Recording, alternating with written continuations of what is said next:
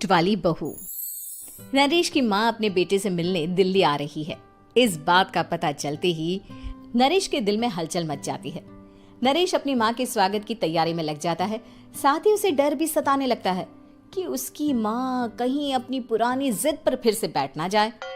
हे भगवान, इस बार बचा लो। अगले साल पक्का माँ की जिद पूरी कर दूंगा। तभी दरवाजे की घंटी बजती है। नरेश दरवाजा खोलता है तो सामने अपने मकान मालिक को देखकर हैरान हो जाता है, क्योंकि उनके साथ एक सुंदर सी लड़की भी थी। अब नमस्ते अंकल, कुछ काम था, मुझे बुला लेते। आपने क्यों कष्ट किया? अरे नहीं नहीं, इसमें कष्ट कैसा। मैं तो बस तुम्हें रीना से मिलवाने आया था। आज से रीना तुम्हारे साथ इसी फ्लैट में रहेगी। अंकल, कोई लड़का फ्लैटमेट नहीं है?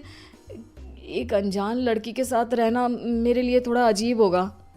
देखो नरेश, मैं तुम्हें पहले भी बता चुका हूँ कि इस फ्लैट में तुम्हें किसी ना किसी के साथ एडजस्ट करना ही होगा, या फिर तुम अकेले पूरे फ्लैट का किराया दे दो, मैं किसी को नहीं रखूंगा। नरेश अपने मकान मालिक की बात सुन के रीना के साथ रहने के लिए तैयार हो जाता है, पर अंदर ही अंदर उसे ये बात खाने लगती है कि वो अपनी माँ को क्या जवाब देगा जब उसकी माँ रीना के बारे में उसे पूछेगी। दिन बीतने लगते हैं।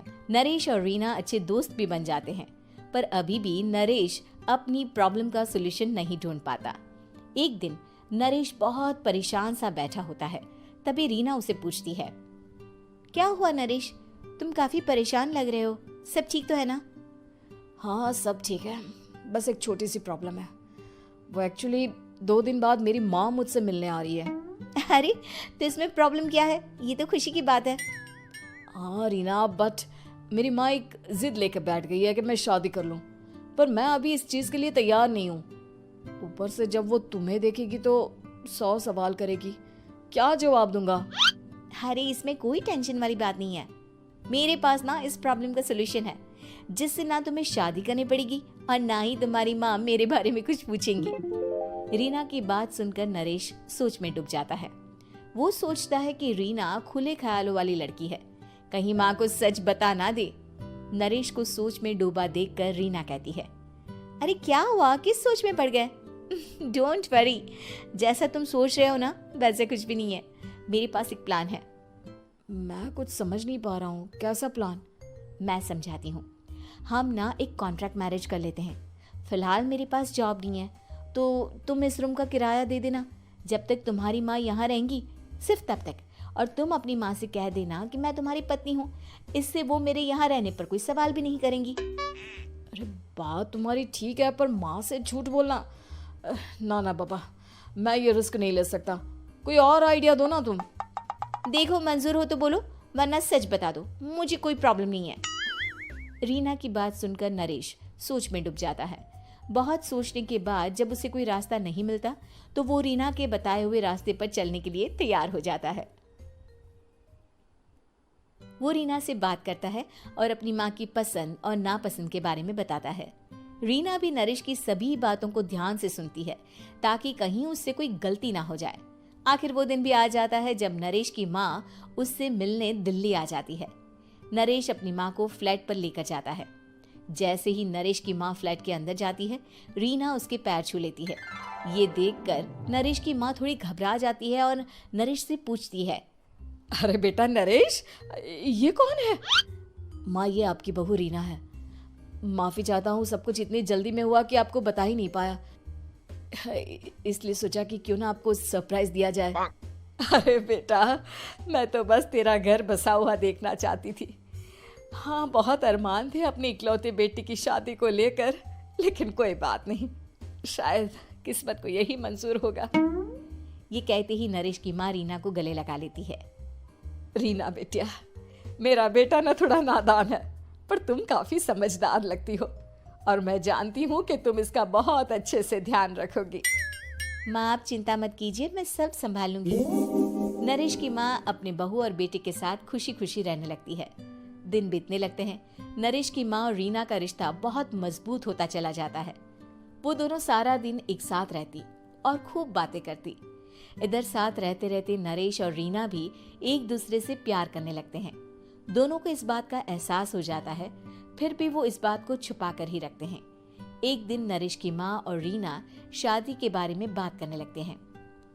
रीना बिटिया, ये तो नरेश ने मुझे बिना बताए शादी कर ली, वरना मैं तो अपनी इकलौती बेटी की शादी इतनी धूमधाम से करती कि सारी दुनिया देखती रह जाती।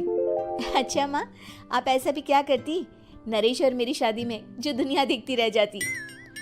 अरे बिटिया, एक माँ के अरमान तुम अभी नहीं समझोगी। मैं तो अपनी बहू को एक रानी की तरह लेकर आती और शादी भी बिल्कुल शाही अंदाज में करती, पर मेरे तो सारे अरमान ऐसे ही रह गए। खैर, मुझे तो अपने बेटे और बहू की खुशी चाहिए बस। ये कहते हुए नरेश की माँ की आंखों में आंसू आ जाते हैं। रीना भी ये सुनकर ख्यालों में खो जाती है, क्योंकि वो भी मन ही मन खुद को नरेश की पत्नी और उसकी माँ की बहू मानने लगी थी।